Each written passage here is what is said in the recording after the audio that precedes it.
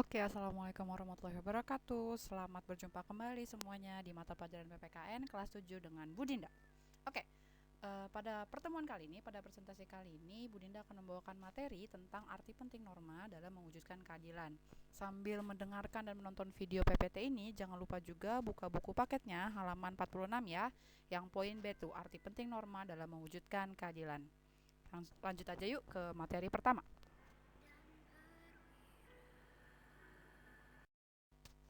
Oh, belum ternyata.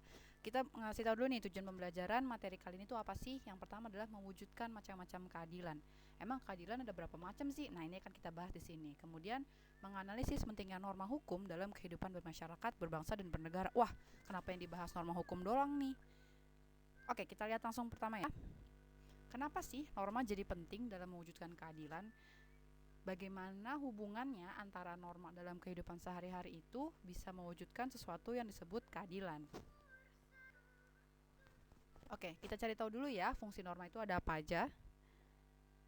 Ini dia, ada tiga fungsi norma. Yang pertama, pedoman dalam bertingkah laku. Yang dimaksud adalah norma memuat aturan tingkah laku masyarakat dalam pergaulan sosial. Jadi, apa yang kita lakukan di masyarakat itu diatur sama norma. Kita ada pedomannya gitu, ada petunjuknya untuk bagaimana bertingkah laku di dalam masyarakat. Yang kedua, menjaga kerukunan anggota masyarakat.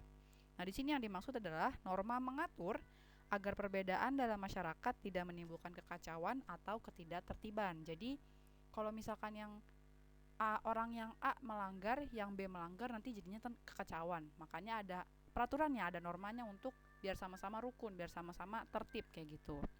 Kemudian yang ketiga adalah sistem pengendalian sosial atau social control. Itu yang dimaksud adalah tingkah laku anggota masyarakat diawasi dan dikendalikan oleh aturan yang berlaku. Nah, kalau di Indonesia aturan berlakunya ada banyak nih, mulai dari Pancasila, UUD 1945 sampai undang-undang yang berada di bawahnya.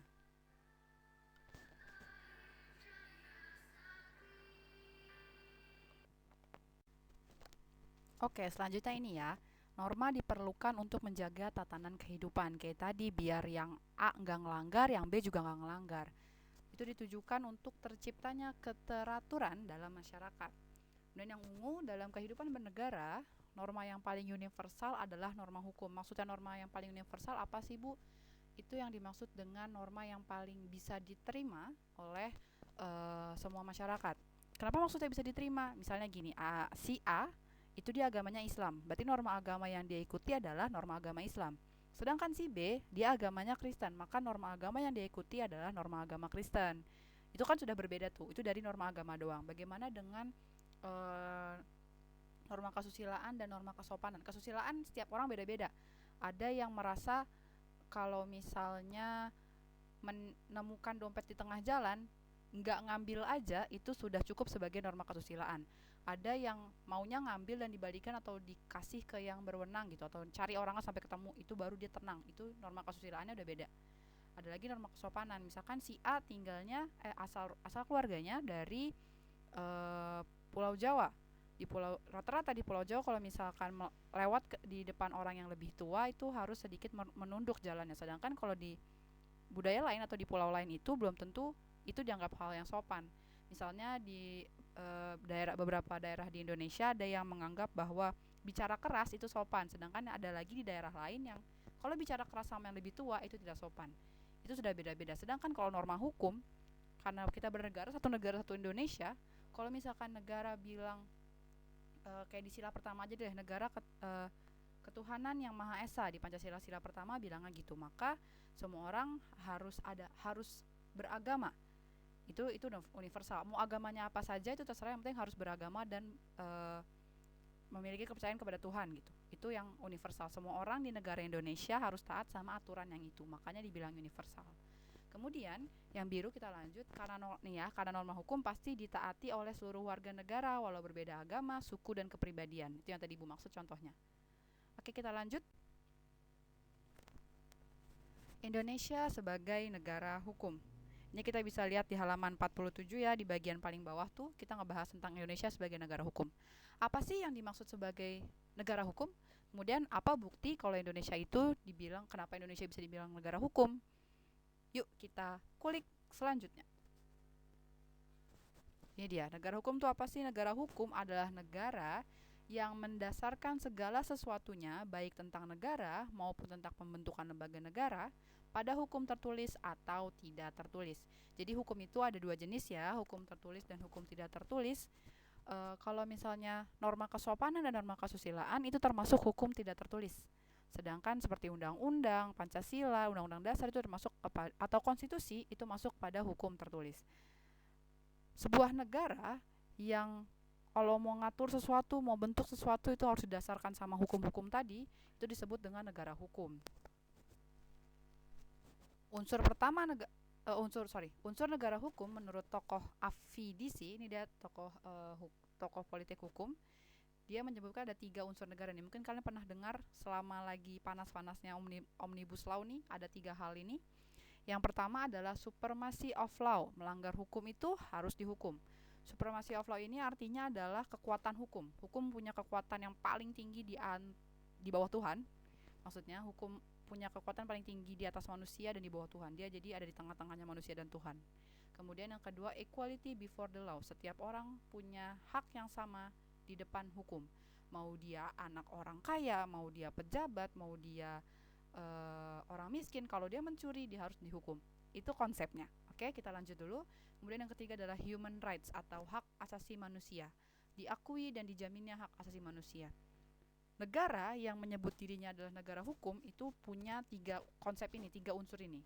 Kalau dia melanggar ya dia harus dihukum, mau siapapun dia. Kalau dia melanggar dia harus dihukum, yang di equality. Kemudian yang ketiga, diakui dan dijaminnya hak asasi manusia.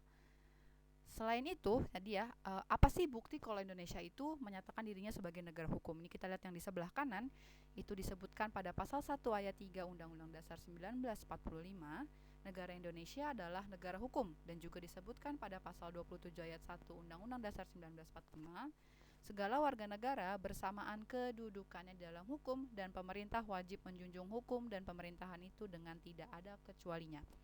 Di pasal 1 ayat 3 itu sudah menyebutkan bahwa Indonesia adalah negara hukum. Kemudian di pasal 27 ayat 1 itu menyebutkan tentang equality before the law-nya, sedangkan untuk human rights atau hak asasi manusia di Undang-Undang Dasar 1945 dia punya satu bab sendiri tentang hak asasi manusia. Bab 10A tentang hak asasi manusia. Selanjutnya, kita ngebahas keadilan. Oke, ini bring back justice, mencari keadilan. Keadilan merupakan kewajiban bagi Indonesia sebagai negara hukum. Tadi kan kita ngakuin nih kalau Indonesia itu negara hukum. Kita punya kewajiban untuk menegakkan dan mewujudkan keadilan melalui norma hukum. Keadilan itu apa sih? Keadilan menurut Kamus Besar Bahasa Indonesia diartikan sebagai tindakan yang tidak berat sebelah. Keadilan mengharuskan seseorang untuk memperoleh sesuatu yang menjadi haknya dan diperlakukan sebagaimana mestinya. Keadilan menurut pandangan hukum berarti adanya jaminan negara terhadap anggota masyarakat untuk mendapatkan apa yang menjadi haknya dan memperoleh perlakuan yang sama di hadapan hukum. Jadi secara sederhananya keadilan itu adalah sama, tidak berat sebelah. Tapi kalau misalkan dibilang sama, tidak bisa diaplikasikan ke semua hal. Intinya tidak berat sebelah. Jadi kalau kamu mau menuntut hak kamu harus melakukan kewajiban kamu dulu. Misalnya kalau di sekolah gampangnya adalah gini. Kamu menuntut hak kamu untuk mendapatkan materi dari guru-guru. Tapi setelah itu kamu juga punya kewajiban untuk menyelesaikan tugas, untuk menyimak materi yang disampaikan oleh guru. Kamu juga punya hak untuk libur misalnya. Kalau tanggal merah atau Sabtu Minggu itu ya harusnya libur. Jangan Sabtu Minggu ada tugas gitu maksudnya. Itu adalah hak kalian untuk mendapatkan libur, mendapatkan istirahat. Nah, kewajiban kalian ya menyelesaikan tugas, menyelesaikan PR sesuai tanggal yang ditentukan kayak gitu. Oke, kita lanjut.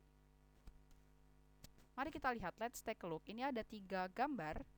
Yang ketiganya adalah bagian dari masyarakat, mempunyai peranan yang berbeda, tapi kita lihat di gambar ini, di gambar yang ada di PPT ini, mereka memiliki 3 kesamaan, yaitu mereka didudukan di depan meja hijau atau di pengadilan. Yang pertama itu ada Setia Novanto, dia merupakan pejabat mantan ketua DPR. Kemudian di bawah ada artis Saiful Jamil. Kemudian yang di paling kanan itu rakyat biasa. Dan mereka ketika mereka melakukan kesalahan, mereka tetap dituntut di muka hukum di depan pengadilan, kayak gitu. Ini dia, ada 3 jenis keadilan. Yang pertama, keadilan distributif. Bisa kalian perhatikan ini ya, tanda panahnya tuh sebagai petunjuk biar kalian gampang ingat gimana cara ngebedain 3 nilai keadilan ini. Oke, yang pertama, keadilan distributif. Keadilan distributif itu hubungan keadilan antara negara dengan warga negaranya. Negara tuh yang dimaksud adalah pemerintah, presiden, DPR, MPR, dan segala macamnya. Dan warga negara itu sebagai kita. Jadi dari atas ke bawah, negara dengan warga negara itu distributif. Kemudian yang hijau, keadilan legal. Ini panahnya dari bawah ke atas ya. Ini artinya adalah hubungan keadilan antara warga negara terhadap negaranya dengan mentaati peraturan yang berlaku. Jadi kita ulang, dari keadilan distributif, negara itu punya kewajiban untuk menegakkan keadilan kepada warganya. Kewajibannya itu dengan memenuhi haknya, memenuhi hak warga negara, melindungi warga negara. Pun feedbacknya atau timbal baliknya di keadilan legal, warga negara juga harus memberikan keadilan kepada negaranya. Jangan cuma mau nerima haknya aja, jangan cuma mau dilindungi negara aja, tapi kita sebagai warga negara juga harus mentaati peraturan yang berlaku. Kemudian yang ketiga adalah keadilan komutatif. Ini panahnya ke kanan kiri ya. Hubungan keadilan antara warga negara yang satu dengan yang lainnya. Jadi sesama warga negara pun juga harus melakukan keadilan, harus memberikan keadilan yang sama antara satu sama lainnya. Kayak gitu. Jadi ada 3, distributif itu dari atas ke bawah, dari negara ke warganya. Kemudian keadilan legal itu contohnya mentaati hukum itu dari warga negara ke negaranya. Sorry, itu ada typo ya, warga negara harusnya. Dari bawah ke atas. Kemudian yang oranye, keadilan komutatif itu sesama warga negara. Panahnya kanan kiri. Kayak gitu.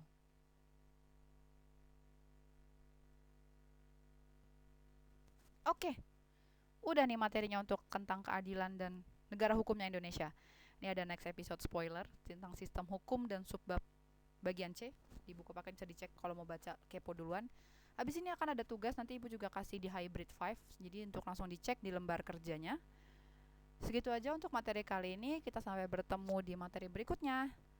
Terima kasih sudah mendengarkan. Semoga bermanfaat. Assalamualaikum warahmatullahi wabarakatuh.